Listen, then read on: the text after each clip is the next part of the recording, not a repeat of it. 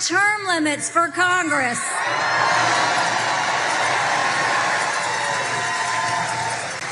And mandatory mental competency tests for politicians over 75 years old. So that is Nikki Haley drawing some attention, I guess, to her run by stating that we should have these term limits, but also our politicians are too old and they need to have their brains checked, which is a little bit of a savvy move on her part, because most right wingers will read that as a criticism of Dark Brandon. He's really old, his brain is mush. But she also set the threshold at 75, which also would include Donald Trump. So she's kind of taking a dig at him. But that's all obvious. She's also taking a dig at the vast majority of our politicians who are older than that age. And so they've since been asked to respond to it. Bear in mind, the group of people that she's including there is 1/6 of current US senators. I actually would have thought it was higher. Both presumptive presidential frontrunners and more than 30 current US House members. Both those numbers are actually lower than I thought they were. But anyway, here's what some of them had to say. Senator Jim Risch said, "Oh Christ, I'd have to think about that before I respond to that." And feel free anytime you want. You don't have much time, you're 79. Exactly, get it out there. He's 79. Lindsey Graham says, "I think it should be lower. Anybody dumb enough to run for the president should have to take a test."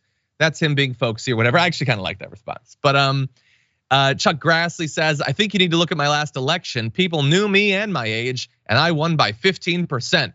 People know that I'm in a position to do the work." He won by slightly more than 12 points, and that was actually the most competitive reelection he's ever had since 1980, implying that this might be a little bit less of a vote of confidence of his age and more just the inertia of incumbency combined with a really right-wing state. Anyway, Brett, what do you make of this? It's also like a lot of their voters are over 75. Their most reliable voters are older. I think this is hilarious. I think Nikki Haley and people who like Nikki Haley are the worst. I had a neighbor who was really into Nikki Haley, didn't know where she was from, just knew that he was a rich kid who very much was told that his brand of conservatism was one that didn't want any taxes. And he doesn't understand that, like, people like Nikki Haley need to be entertaining and they need to be fun if they want to beat Donald Trump. And they're neither of those things. Like, she is so boring and such like a cookie cutter Stepford, like, oh, I'm walking the walk and talking the talk, that she's getting out hilarious by Lindsey Graham.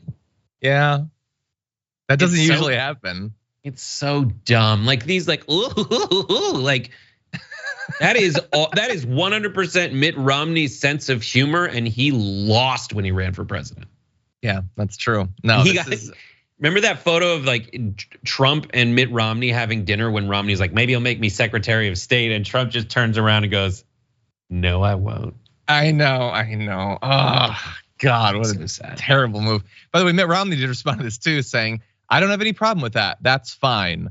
What was that great line that Ronald Reagan used against Walter Mondale? "I won't let your youth and inexperience become an issue in this campaign." He almost did exactly what you said he was going to do there. Dianne Feinstein said, "I don't have a problem with it." When asked if she'd embrace it, she said, "No, but I don't have a problem with it. Wait, what is it and where am I?" I might have added that last part.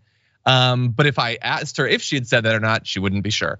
Anyway, the American people are pretty clear about this. 41% say that the age, this is vague, by the way. What do you mean by this? The age of politicians is a problem. People interpret that in their own way, but 41% say it's a major problem. 37% say that it's a minor problem. Look, I think that I have a nuanced view of this. I definitely don't think there should be any age cap where you can't run again. And I think that ideally, the voting public would evaluate the sanity and competence of their elected officials. They seem to have very little concern about those two things in practice, considering who they vote for. Bernie Sanders is 1,001 years old, and he still is very much together mentally. Other people at a younger age might not be. So I don't think you can just draw like a specific line or whatever. But we should be a little bit more conscious about some of the things that can creep in as politicians have stayed in office decade after decade after decade.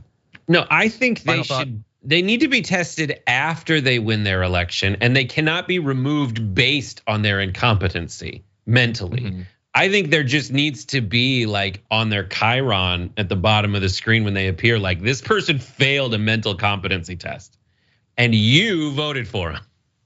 Yeah.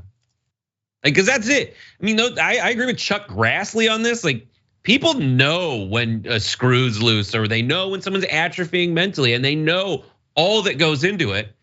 There's a lot about a candidate that makes them vote worthy in people's eyes.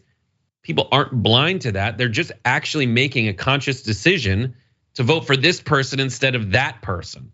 Whatever gets you the win, you should be able to go with.